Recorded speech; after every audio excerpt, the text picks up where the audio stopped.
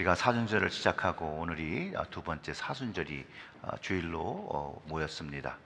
특별히 사순절 동안 하나님의 은혜가 늘 여러분들 가정 속에서 풍성해지기를 주님의 이름으로 축원합니다. 우리 다 같이 기도드리겠습니다. 하나님 아버지, 감사합니다. 주의 말씀을 대할 때 우리의 심령에 하나님의 그 살아 역사하시는 말씀이 새겨져 하나님 참 그리스도인의 모습, 하나님 기뻐하시는 거룩한 제사장의 모습을 회복하며 세상에서 주를 자랑하며 십자가를 자랑하며 주의 이름을 높이며 빛과 소금의 모습으로 살아갈 수 있도록 하나님 다시 말씀을 깨닫게 하시고 말씀으로 변화되어지는 시간, 거듭나는 시간으로 이끌어 주시옵소서. 이 모든 말씀 우리 구주 예수님의 이름으로 기도드렸습니다. 아멘.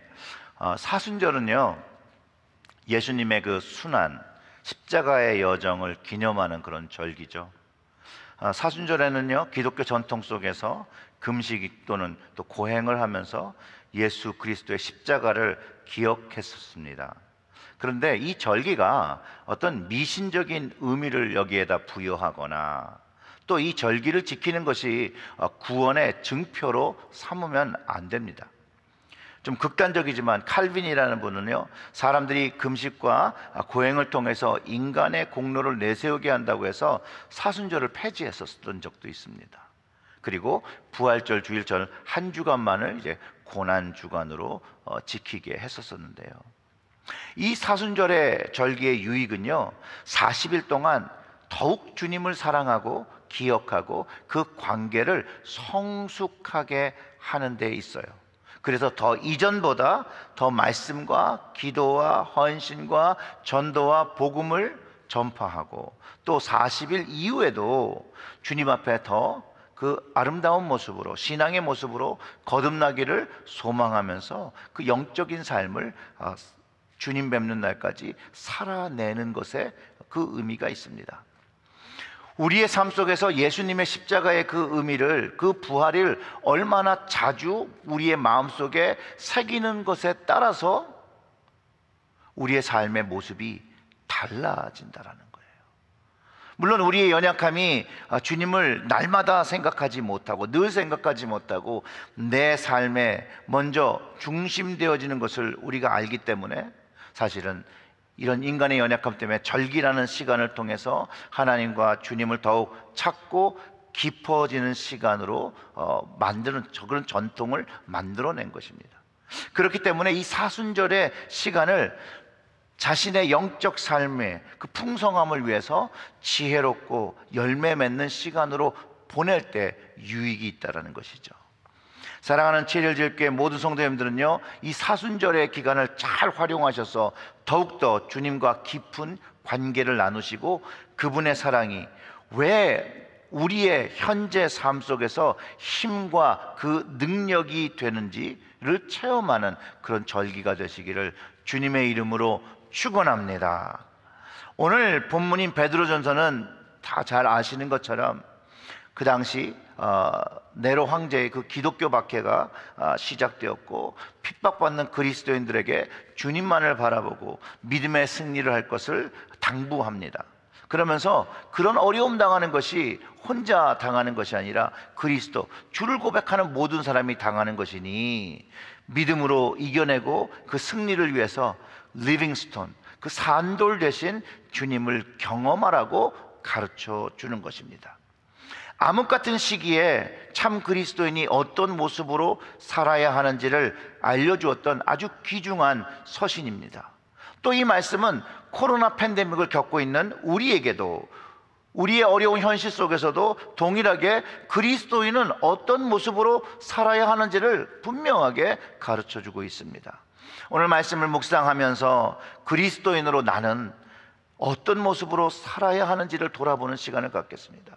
내가 예수 믿는 사람으로 어떤 모습으로 사는 것이 주님이 원하시는 모습인지를 오늘 말씀을 통해서 이야기해 보겠는데요.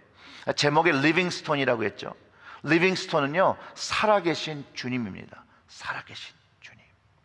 오늘 본문 그 4절과 5절을 보면 이렇죠. 사람에게는 버림바 되었으나 하나님께서는 택하심을 입은 보배로운 산돌이신 예수께 나아가 너희도 산돌같이 신령한 집으로 세워지고 예수 그리스도로 말미암아 하나님이 기쁘게 받으실 신령한 제사를 드릴, 뭐가 되라고 그러죠?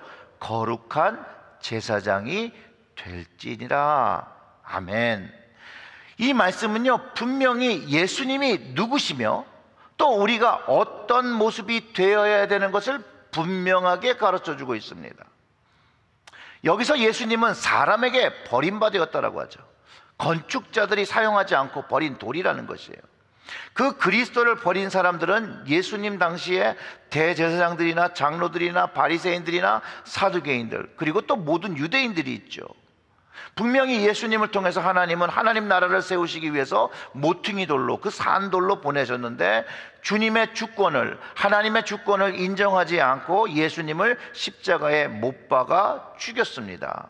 사람들이 죽인 이 주님, 이 돌을 하나님께서 택하신 산돌로, 부활의 돌로 만드셨다라는 거예요. 이 부활의 돌, 산돌, 이 리빙스톤을 믿고 따를 때에 하나님께서 기뻐하시는 신령한 집을 세우게 된다라고 가르쳐주고, 이 신령한 집에서 사는 이 믿는 사람들이 바로 거룩한 제사장이라고 말하는 것이죠. 그렇기 때문에 오늘 본문 속에서 그 리빙스톤은 우리의 모퉁이 돌이라는 것이에요. 모퉁이 돌. 산돌, 리빙스톤이신 주님이 우리의 모퉁이가 되어주시는, 기초석이 되어주시는 분이라는 것이에요. 우리는 생명 없고 말 못하는 그런 우상을 예배하는 것이 아니라 살아계셔서 죽음을 이기시고 부활하셔서 끊임없이 우리의 삶을 돌보시고 이끌고 계시는 그 주님을 믿고 예배하며 살아가는 것을 가르쳐주고 있다는 것이에요. 사랑하는 성도 여러분, 우리들은, 여러분들은 살아계신 주님을 믿으십니까? 그래서 그 주님이 우리의 삶의 중심이 되어 주시고 또 주님 위에 우리의 삶을 세우고 있습니까? 우리의 모든 삶을 주님과 상담하며 계획하며 세우는 것이 주님 중심의 삶을 사는 것이고 모퉁이 돌 위에 우리의 삶을 세우는 것이죠. 이 일을 진실로 감당할 때에만 주님이 우리의 모퉁이 돌 되셔서 계신 것입니다. 지스문드 캐치라는 화가의 버림받은 예수라는 그 그림이 있습니다. 이 비유적인 그림이죠. 그 그림을 좀 설명해 드리면 이렇습니다. 성 바울의 큰 성전에 계단이 이렇게 쭉 있는데 거기에 예수님이 서 계십니다. 그리고 그 주변에 여러 종류의 사람들을 그려 넣었습니다. 어떤 사람은 신문에 열중한 사람, 휴가 여행을 위해서 택시를 잡으려고 하는 사람, 시험관을 바라보는 과학자. 거기에는 근데 아무도 예수님을 거기에 있다라는 것을 알지 못하고 관심을 두는 사람이 없습니다. 그 앞에 목회자 서너 명이 둘러서 팔을 휘두르면서 열렬히 토론을 하고 있는데 정작 주님께는 관심을 두지 않고 있습니다. 오직 한 사람, 간호제복을 입은 여성만이 잠깐 이렇게 곁눈질로 그 예수님을 바라보는 그런 그림이 있습니다. 이 그림은 현대 기독교인들을, 우리를 상징하고 있습니다. 주님은요 분명히 세상 끝날까지 항상 너희와 함께 있으리라는 말씀으로 약속을 주시고 우리와 함께 하시는데 우리는 그저 우리의 삶으로 인해서 바쁘다라는 것이죠. 예수님을 주님이라고 분명히 고백하기는 하는데 내가 필요할 때만 주님을 찾는다라는 거예요.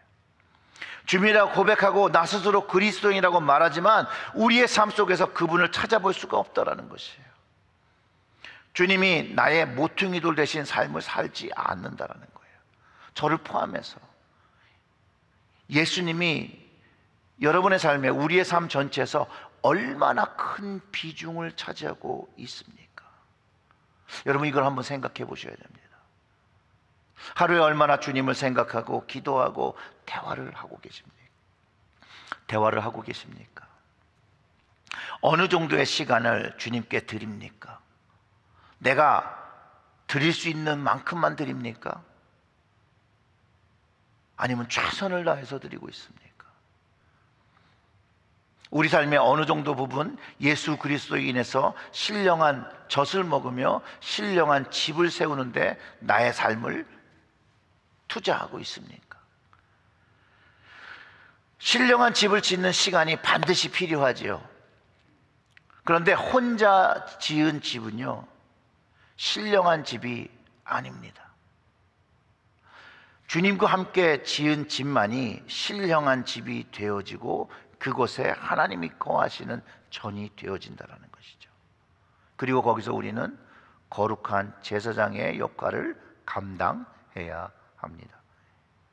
오늘 본문의 5절을 다시 보면 이렇습니다. 너희도 산돌같이, 너희도 주님같이, 너희도 부활하신 주님같이 신령한 집으로 세워지고 예수 그리스도로 말미암아 하나님이 기쁘게 받으실 신령한 제사를 드릴 거룩한 제사장이 될지니라. 이것이 주님께서 우리에게 오늘 바라시는 모습이라는 것이죠. 예수님으로 인해서 우리가 부활의 약속을 가지고 산돌같이 신령한 집으로 세워져야 되고 거기서 그 집에서 거룩한 제사장의 역할을 감당해야 된다는 것이에요. 모퉁이 돌 대신 주님과 함께 부활의 약속을 가지고 신령한 집을 살며 그곳에서 하나님을 예배하는 예배의 삶을 살아야 하는 것을 가르쳐 주는 것이죠. 예수님이 없이, 이 모퉁이 돌 대신 주님 없이 다른 주춧돌에 집을 세우면 아무 소용이 없어요. 왜냐하면 다른 모퉁이 돌에, 다른 주춧돌에 세우면 자기를 자랑하게 되는 것이에요. 내가 이룬 것들을 자랑하기 시작하는 것이에요. 하나님을 자랑하는 것이 아닙니다. 왜냐하면 그 집은 주님의 집이 아니고 내 집이거든요. 사랑하는 성도 여러분, 모퉁이 돌 대신 주님 위에 또 주님과 함께 신령한 집을 짓고 거기서 우리 하나님께 영광 돌리는 그 삶을 살고 계십니까? 아니면 주님과 상관없이 여러분들이 생각하는 여러분의 인생에 집을 짓고 계십니까? 여러분, 주님을 만난 분이라면 제발 자기 인생에 집을 짓는 것을 다 내려놓고 주님과 함께 영원히 살 이 신령한 집을 짓고 거기서 하나님이 원하시는 삶의 모습, 하나님을 예배하는 거룩한 제사장의 모습으로 살아가야 합니다. 이게 성경이 가르쳐주는 말씀이에요. 그리고 이 신령한 집을 지어야 하는 이유가 또 한 가지 있어요. 왜냐하면 하나님의 때가 되어서 하나님 앞에 서는 그 시간이 되면 주님과 관계없는 것은 나중에 아무 쓸모가 없다라는 거예요. 다 버려지게 되고 다 태워지게 되는 것이에요. 그리고 오직 주님만 관계된 것들이 남게 된다라고 성경이 가르쳐줍니다. 고린도전서 3장 11절부터 15절의 말씀을 참고하면 이렇습니다. 이 닦아놓은 것 외에 능히 다른 터를 닦아둘 자가 없으니 이 터는 곧 예수 그리스도라. 그러니까 이 터, 모퉁이 돌. 만일 누구든지 금이나 은이나 보석이나 나무나 풀이나 지프로 이 터에 세우면 각 사람의 공적이 나타날 것인데 그 날이 공적을 밝히리니 이는 불로 나타내고 그 불이 사람의 공적이 어떠한 것을 시험할 것이라. 만일 누구든지 그 위에 세운 공적이 그대로 있으면 상을 받고 누구든지 그 공적이 불타면 해를 받으리니 그러나 자신은 구원을 받되 불 가운데서 받은 것 같으리라. 이 말씀은 주님과 관계없는 모든 것, 그 비록 주님의 터에 모퉁이들과 함께 지었을지라도 그것이 주님을 위해서 지은 것이 아니라 자기 자신을 위해서 지은 것이라면 불로 시험할 때 다 태워진다는 거예요. 내가 세운 것들은 채워지고 주님과 관계된 것들만 이렇게 남게 서는 거예요. 이번 금요일 새벽 말씀을 전해주신 이명균 목사님께서 그 유럽의 실상을 좀 보여주는 그 친구 예화를 들었습니다. 그 이야기 여러분 들으셨으면 다시 한번 들어보세요. 두 친구가 술잔을 기울이면서 이야기를 나누는데 사실 좀 어느 정도 술이 들어가고 흥이 나자 이 친구 하나가 이렇게 고백을 했다고 합니다. 친구, 나를 용서해줘. 나 사실 교회를 다니고 있어. 이런 이야기를 하시면서 교회의 영향력이 땅에 떨어지고 교회를 다니는 것이 마치 용서를 구해야 할 것 같은 모습이 된 것, 그것을 얘기하시면서 목사님께서 현재 팬데믹 이후에 한국 교회가 그 맛과 빛을 잃었다 라고 하신 것에 사실 저 동의가 많이 됩니다. 우리의 모습은 거룩한 제사장, 주님이 말씀하신 빛과 소금의 영향력을 가진 사람들이 되어야 되는데 그렇지 못하다라는 거죠. 어제 토요일 그 한교총 그 이철구 회장님의 형제자매 돕기 편지를 속해 카톡으로 다 받아보셨을 겁니다.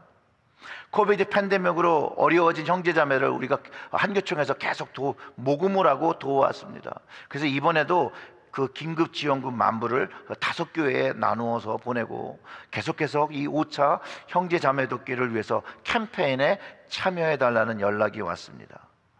이런 어려울 때 함께 돕는 교회가 되면 참 좋겠다는 생각이 들어요.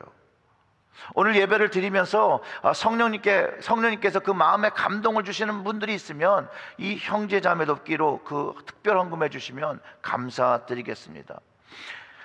이런 사랑의 나눔은요, 자랑할 수 있는 것이라는 거예요. 한 예수님을 믿기에 함께 돕는 이유가 우리의 믿음의 능력이자 자랑이라는 것이에요.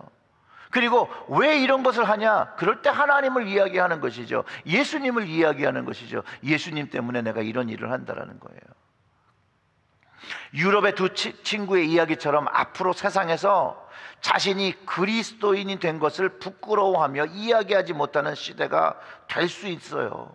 근데 그 되지 못하는 이유가 주님께서 원하시는 것을 제대로 하지 못했기 때문에 오는 사이드 이펙트 같은 거라는 거예요.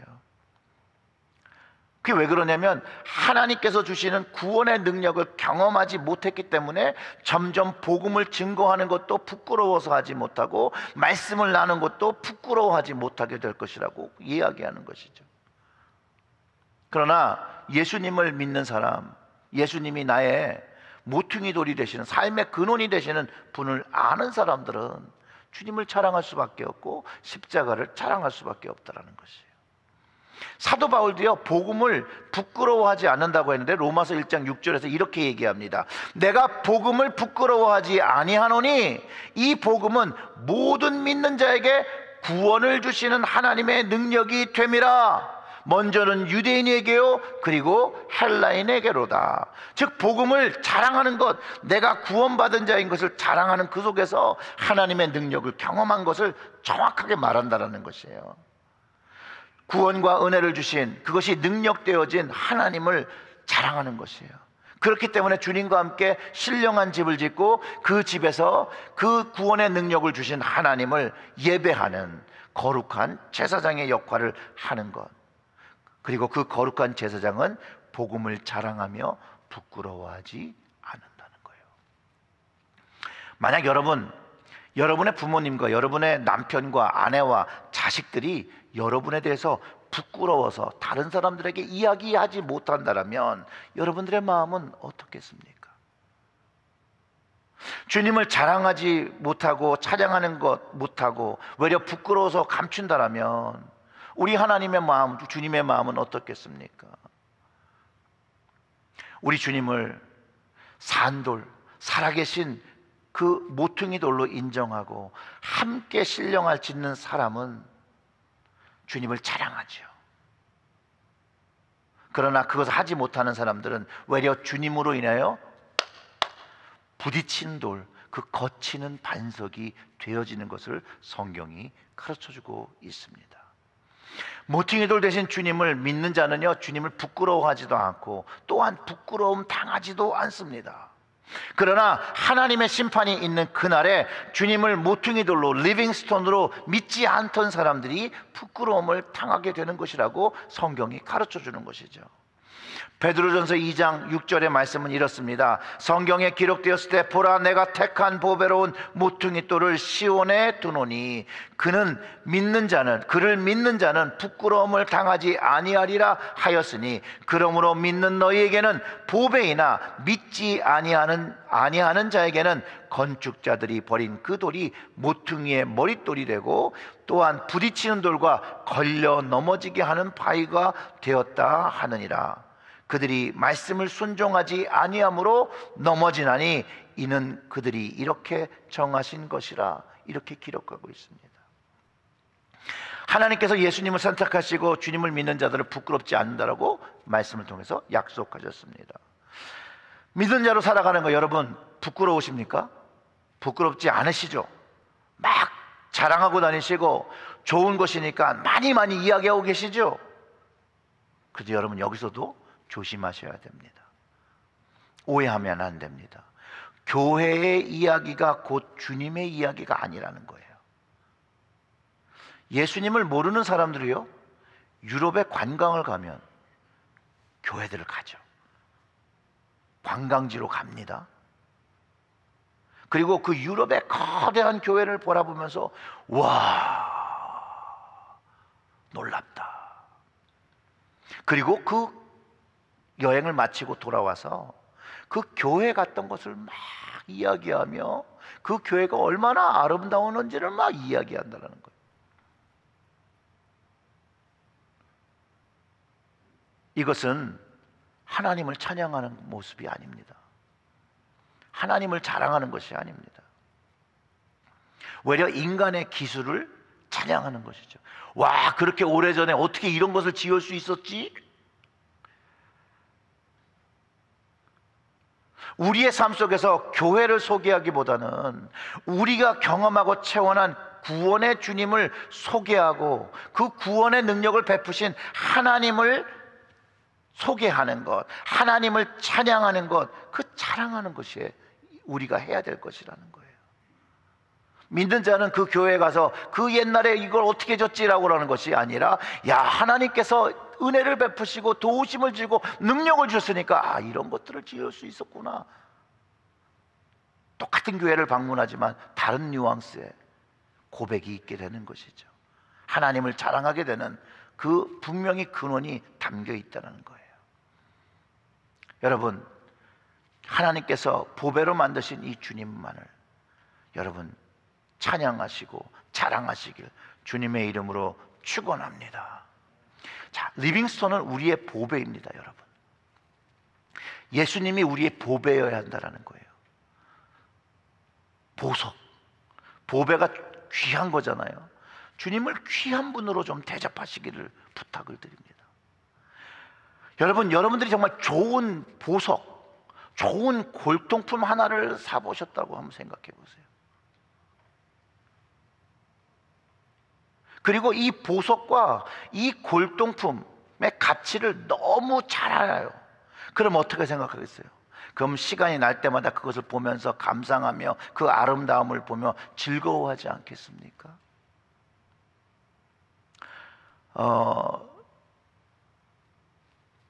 그 가치를 알아야 돼요. 그 가치를. 주님의 가치를 안다라면 우리의 삶이 바뀔 수 있다는 얘기라는 거죠. 여러분, 우리나라 그 귀한 유산 중에 그 백자와 청자가 있죠. 저 이렇게 하얀 동그란 저거는 달항아리라고 부르는 거고요.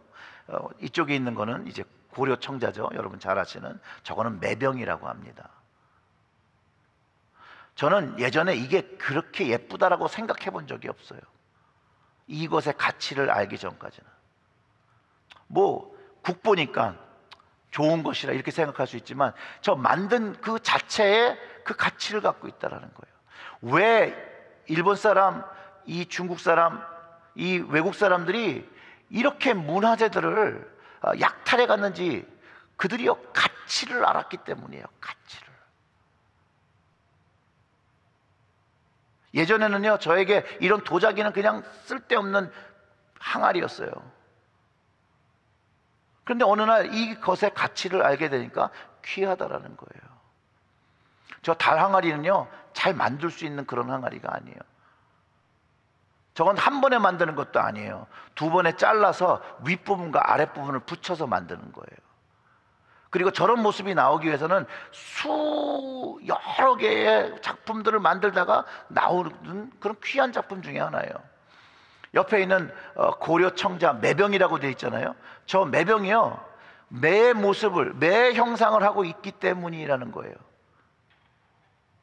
시대마다 그 주둥이와 이 바닥이 모양이 다 달라요. 근데 거기에 다 의미가 담겨 있어요. 저는 어렸을 때 저런 것이 하나도 같이 있지 않았기 때문에 저희 어머니가 잘 수집해 놓은 도자기를 그냥 겁도 없이 깨트리고 막 굴리고 놀았던 그런 기억이 있어요. 자, 이처럼 주님의 가치를 알고 주님이 보배라는 것을 아는 사람들은 주님을 더 잘 대접하게 된다는 것이죠. 가치를 아는 사람에게는 보석이고요, 모르는 사람에게는 그냥 돌이에요. 줘도 감사하지 않고 기뻐하지 않는 것이 당연하다라는 거예요. 돼지 목에 진주 목걸이와 같은 거죠. 돼지에게는 진주가 아무런 가치가 없어요. 주님이 우리에게 보배인데 그 가치를 모르면 그 주님의 그 가치의 진가를 우리가 경험할 수 없다라는 거예요. 감사할 수 없다라는 거예요. 오직 주님의 가치를 깨달은 사람들이요, 주님을 믿음으로 그 신분조차도 신분이 상승되는 거예요. 거룩한 제사장으로. 그 9절과 10절의 말씀은 이렇습니다. 그러나 너희는 택하신 족속이요, 왕같은 제사장들이요, 거룩한 나라요, 그의 소유가 된 백성이니 이는 너희를 어둠 데서 불러내어 그의 기이한 빛에 들어가게 하신 이의 아름다운 덕을 선포하게 하여 하심이라. 너희가 전에는 백성이 아니더니 이제는 하나님의 백성이요, 전에는 긍휼을 얻지 못하였더니 이제는 긍휼을 얻은 자라고 합니다. 자, 이게 주님의 가치를 알고 주님이 보배인 것을 아는 사람들이 누리는 축복이 여기에 담겨 있죠. 그 주님으로 인하여서 우리의 신분이 하나님의 자녀가 되고 그 권세를 얻고 왕같은 제사장이 되며 거룩한 나라가 된 것을 우리가 확신하게 되는 것이죠. 여러분, 리빙스톤 되신 주님으로 인하여 하나님의 택하심을 얻고 왕같은 제사장이 되고 거룩한 나라가 되신 것을 여러분들은 아십니까? 모르십니까? 아시면 그 하나님의 택하심을 얻고 왕같은 제사장으로 또 거룩한 나라의 모습으로 그 보배 되신 주님을 자랑하며 살고 계십니까? 이것이 오늘 나에게 질문해 보아야 하는 것이죠. 그리고 또한 가장 가까운 가족이, 친구들이 여러분들을 주님의 제사장이라 택함 받은 사람의 모습으로, 거룩한 나라의 모습으로 인식하고 인정받고 있는지도 물어봐야 한다는 것이에요. 사랑하는 성도 여러분, 다시 한번 강조해서 말씀드립니다. 예수님을 정말로 아십니까? 그 가치를 아십니까? 예수님이 우리를 죄와 사망에서 구원하시기 위해서 십자가에서 죽으시고 사신 그것을 아십니까? 다른 사람들은요, 믿지 못할 때 성령의 감동으로 주님을 나의 생명의 구원자로 고백하게 하신 그 주님의 은혜를 인정하십니까? 그러면 우리는 하나님의 택하심을 받은 사람이 되는 거예요. 그리고 왕같은 제사장이 되어야 되는 거예요. 제사장은 기름 부음을 받아야 되잖아요. 즉 그 제사장 위에 우리가 그 약속하신 그 성령의 기름 부음을 받을 때, 우리의 그 심령에 그 성령의 기름 부음이 있을 때 우리는 하나님 앞에 거룩한 제사장의 일들을 감당하게 됩니다. 고린도전서 3장 16절과 17절의 말씀은 이렇습니다. 너희는 너희가 하나님의 성전된 것과 하나님의 성령이 너희 안에 계시는 것을 알지 못하느냐. 누구든지 하나님의 성전을 더럽히면 하나님이 그 사람을 멸하시리라. 하나님의 성전은 거룩하니 너희도 그러하니라. 아멘. 리빙스톤 대신 주님을 구주로 고백하는 여러분과 저는요, 거룩한 백성입니다. 이제 주님을 모르고 막 살던 시대를 마감해야 되고요, 리빙스톤 대신 산 주님, 부활하신 주님을 인해서 하나님의 택함을 받고 왕같은 제사장과 거룩한 백성의 지위와 모습을 회복하고 살아야 할 의무와 책임이 있다는 것이에요. 또한 리빙스톤 대신 주님으로 인해서 거룩한 백성과 제사장된 우리는요, 우리를 어두운 데서 불러내줘서 빛으로 오게 하신 그 하나님의 사랑과 은혜를 이제 선전해야 된다는 거예요. 홍보해야 한다는 것이에요. 그 주님께 받은 긍휼을 자랑해야 한다는 것이에요. 그 주님이 주신 그것을, 그 가치를 알지 못하면 할 수 없는 거예요. 가치를 안다면 하게 된다는 것이에요. 근데 그 자랑하는 재미가 쏠쏠합니다, 여러분. 여러분, 하물며 우리가 맛있는 짜장면을 한 그릇 먹어도 사람들한테 저 집 짜장면 너무 맛있다, 야, 한번 같이 가서 먹자라고 하지 않습니까? 우리 주님이, 우리 보배 되신 주님이 정말 짜장면보다도 못해서는 안 된다는 거예요. 참 이건 우리가 회개해야 될 몫입니다. 거룩한 나라로 살아가는 것이 얼마나 존귀하신 것을 여러분, 그 가치를 깨달으셔야 합니다. 왜냐하면 그 길에 주님이 함께 하시거든요. 살아계신 주님이 함께 하시거든요. 그리고 주님을 알면 알수록 그 가치가 깊어지거든요.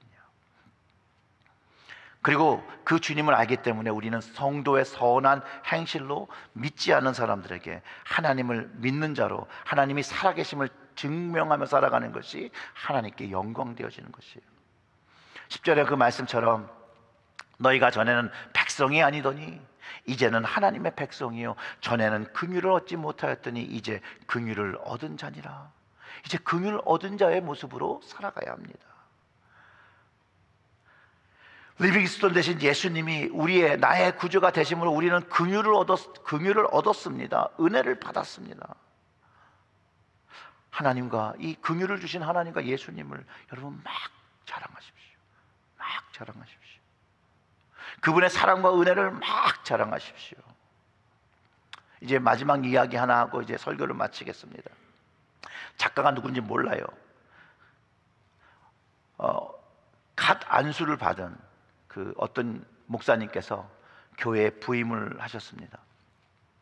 그리고 그 교회에서 신임 목회자를 이제 환영하는 이제 만찬이 벌어졌는데 어떤 사람이 한 명이 이렇게 다가와서 이렇게 이야기를 했다고 합니다.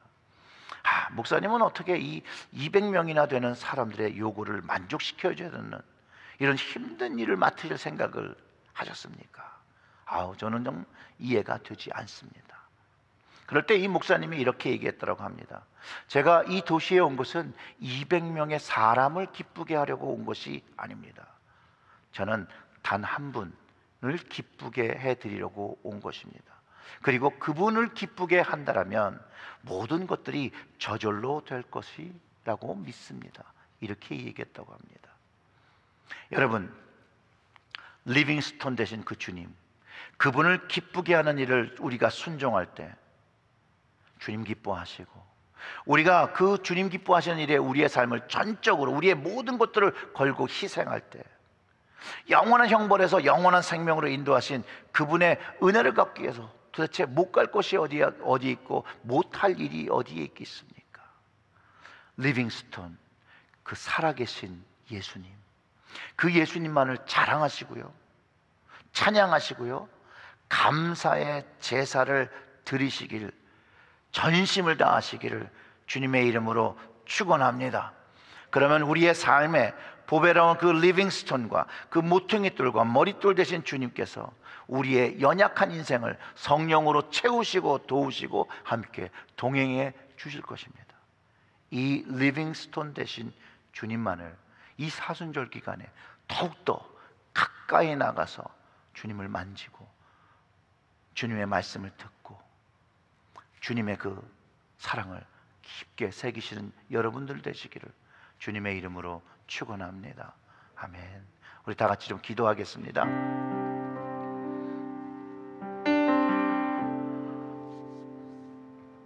우리 이렇게 기도하시죠. 주님, 나의 생명을 위해서 이 땅에 오시고 십자가를 지시고 부활하셔서 긍휼을 얻게 하신 것에 감사를 드립니다. 또 주님으로 인해서 거룩한 제사장이 되게 하시고 신령한 집에서 하나님의 영광 돌리는 그 직무 주셨으니 우리의 각 가정들이, 우리의 교회들이 신령한 집이 되어서 그 그곳에서 하나님을 예배하는 곳이 되게 해달라고 우리 다 같이 그렇게 기도하겠습니다. 좀 소리 내서 기도합니다. 하나님 아버지, 감사합니다.